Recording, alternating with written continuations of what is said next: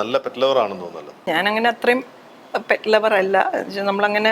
പക്ഷെ മോള് വന്ന് അവിടെ ജനിച്ചു വളർന്നുകൊണ്ട് നമുക്കൊരു അടുത്ത് തന്നെ ഒരു ആൻറ്റിയും അങ്കിളും മോളും ഒക്കെ ഉണ്ടായിരുന്നു. അപ്പോൾ അവരുടെ വീട്ടിൽ പലതരം, ഞാൻ ആദ്യമായിട്ട് കാണുന്ന പലതരം ബ്രീഡ്സിനെയാണ് അവരുടെ വീട്ടിൽ കാണുന്നത്.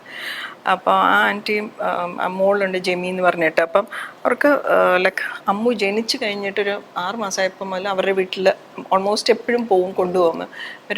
ആദ്യമായിട്ടാണ് ചൗ ചൗ എന്ന് പറയുന്ന ഒരു ബ്രീഡിനെ കാണുന്നത്, കരടിയെ പോലെ. അപ്പോൾ എനിക്ക് ഭയങ്കര പേടിയായിരുന്നു കുഞ്ഞിനെ അങ്ങോട്ട് കൊണ്ടുപോകാൻ. പറയും ഒന്നും പേടിക്കണ്ട, ഇവർക്ക് പെറ്റ്സിന് പ്രത്യേകിച്ചും ഈ ഡോഗ്സിനൊക്കെ കുഞ്ഞുങ്ങളെ ഭയങ്കര സ്നേഹമാണ്.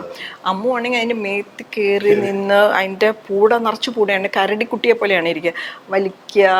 കുഞ്ഞിനങ്ങനെ അറിയാത്തതുകൊണ്ട് ഉപദ്രവിക്കാനില്ല. അപ്പോൾ കയറി മേളിയിലിരിക്കുമ്പോൾ അങ്ങനെ എനിക്ക് അത് അപ്പം മുതലുള്ള ആ ഒരു എന്താണ് പെറ്റിനോടുള്ള സ്നേഹം അങ്ങനെയാണെന്ന് തോന്നുന്നു വളർന്നിരിക്കുന്നത്. അപ്പം ഭയങ്കര ഇഷ്ടമായിരുന്നു. അത് കഴിഞ്ഞിട്ട് സ്കൂൾ തുടങ്ങിയപ്പോഴത്തേക്കും ഇവൾക്കൊരു ഡച്ച് ഫ്രണ്ട് ഉണ്ടായിരുന്നു. ആ കുട്ടിയുടെ വീട്ടിൽ പോയപ്പോഴത്തേക്കും സെയിൻറ്റ് ബെർണാർഡ്സ് എന്ന് പറഞ്ഞൊരു വലിയ ഇനമുണ്ട്. അപ്പം ഒരു പറയും ഭയങ്കര ലവിങ് ആണ്, പക്ഷെ വലിയ സൈസുള്ള പപ്പിയാണ് ഈ സെയിൻറ്റ് ബെർണാർഡ്സ്. അതിൻ്റെ വിചാരം കുഞ്ഞാണെന്നാണ്, പക്ഷെ അത് ഓടി വന്ന് നമ്മുടെ മേത്തോട്ട് അങ്ങ് വീഴും. വീണെന്ന് വെച്ചാൽ നമുക്ക് ആ സ്നേഹം കാണിക്കുകയാണ്, പക്ഷെ നമുക്കത് താങ്ങാൻ പറ്റില്ല. അപ്പം ഇവള് കുഞ്ഞല്ലേ.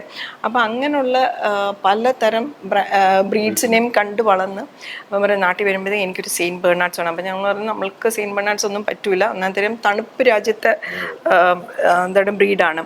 കോവിഡിൻ്റെ സമയമായപ്പോഴത്തേക്കും എല്ലാവർക്കും കുറച്ചൊരു ഈ പറഞ്ഞ വീട്ടിനകത്തായി, ഒന്നും ചെയ്യാനും ഇല്ല, മോളും പ്രകാശനും ഒക്കെ ആയപ്പോഴത്തേക്കും അങ്ങനെ ഞങ്ങൾ നോക്കിയപ്പോഴത്തേക്കും പറഞ്ഞാൽ ഇപ്പോഴാണ് കറക്റ്റ് ടൈം, നമുക്കൊരു പെറ്റിനെ വാങ്ങിച്ച് നമുക്ക് നോക്കുകയും ചെയ്യാം, എല്ലാം ചെയ്യാം. അങ്ങനെ വാങ്ങിച്ചതാണ്, അങ്ങനെ കിട്ടിയതാണ് ഇവനെ. ബെയ്ലി എന്നാ പേര്, ബെയ്ലി എന്നാ പേര്. അപ്പം അങ്ങനെ നമ്മളുടെ ഈ പറഞ്ഞ പോലെ നമ്മുടെ കുടുംബാംഗമാണ് ശരിക്കും. അപ്പം ഞങ്ങൾ 3 പേരാണ്, ഇപ്പം ഞങ്ങൾ 4 പേരാണ്. നമ്മളൊരു കുടുംബം എന്ന് പറയുമ്പോഴത്തേക്കും ആ ഒരു സ്നേഹം. പക്ഷെ ഞാൻ പറയുന്നത് ഒരു പെറ്റ് എന്ന് പറയുന്നത്, ഇപ്പം എനിക്കിപ്പം നമുക്കിവിടെ നായ്ക്കുട്ടിയാണുള്ളത്, മറ്റേ പൂച്ചയെ എനിക്കറിയില്ല. പക്ഷേ ഇവരുടെ സ്നേഹം എന്ന് പറയുന്നത് ഇത്ര പ്യുവറായിട്ട് അൺകണ്ടീഷണൽ ലവ് എന്ന് പറയുന്നത് ഒരു ഡോഗിൻ്റെ ലവ് തന്നെയാണ്. എന്ന് വെച്ചാൽ അവർക്ക് സ്നേഹിക്കാനേ അറിയുള്ളൂ, അവരൊന്നും എക്സ്പെക്റ്റ് ചെയ്യുന്നില്ല, അവർക്ക് നമ്മൾ മാത്രമേ ഉള്ളൂ. അപ്പം ഞാൻ അമ്മൂൻ്റെ അടുത്ത് പറയും, എവിടെയെങ്കിലും പോവുകയാണെങ്കിൽ പറയും ഞങ്ങൾ ഇവിടെ CCTV വെച്ചിട്ടാണ് പോവാം. ഇപ്പം നമ്മൾ എന്തെങ്കിലും ഒരു ഡിന്നറിന് പോവുകയാണെങ്കിൽ ഇവൻ വന്ന് ആ ഡോറിൻ്റെ അടുത്തൊന്നും മാറില്ല. അവന് ഫുഡ് വെച്ച് കൊടുത്തപ്പോൾ അത് കഴിക്കില്ല.